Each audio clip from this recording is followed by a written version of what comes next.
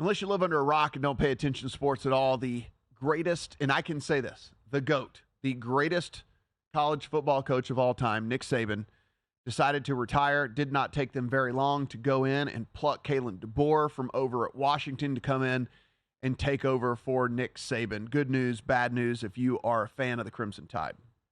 Both again. It's bad news he's retiring, but it's good news you got DeBoer. And that I think this is one of the better hires that you could get. DeBoer has had a ton of success in a short coaching career, both at the NAIA level, then at Washington. We were able to see what he was able to do at it. Let's be honest, a not exactly a premier program, able to get them to the national title game in a game which I felt like they had a shot to beat Michigan, and they weren't able to get some plays to go their way, ended up getting beat there.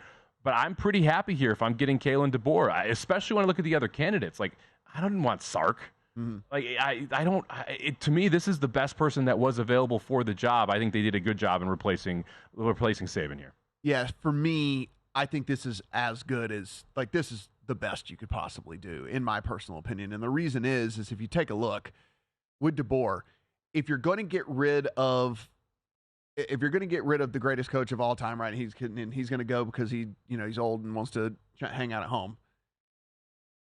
That's when you make the move to an offensive-minded coach, right? So like Nick Saban, defensive guy, everybody knows this. Like Nick Saban, defense. Well, now is the move.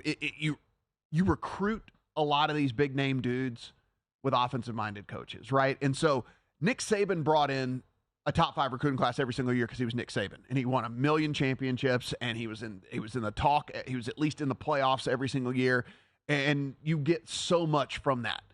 Well, if you go from Nick Saban to another defensive dude, how do you get that 5-star quarterback? How do you get that 5-star receiver? How do you get those awesome running backs? You know what I'm saying? Yeah, but in my personal opinion, this was the best possible thing. You get a guy, offensive-minded coach, who was able to highlight a quarterback and 3 different receivers that are likely to play in the NFL this year, and on the recruiting trail, you go in and say, I know I'm replacing Nick Saban, but did you see what I did at Washington? Very good in-game guy, too. I think that matters. Very good in-game coach. And then you mentioned this yesterday. I think it's a phenomenal point.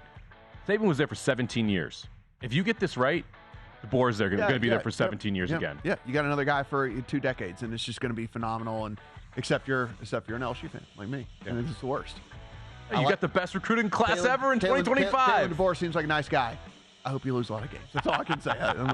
Go to VSiN.com/subscribe to become a VSiN Pro subscriber today.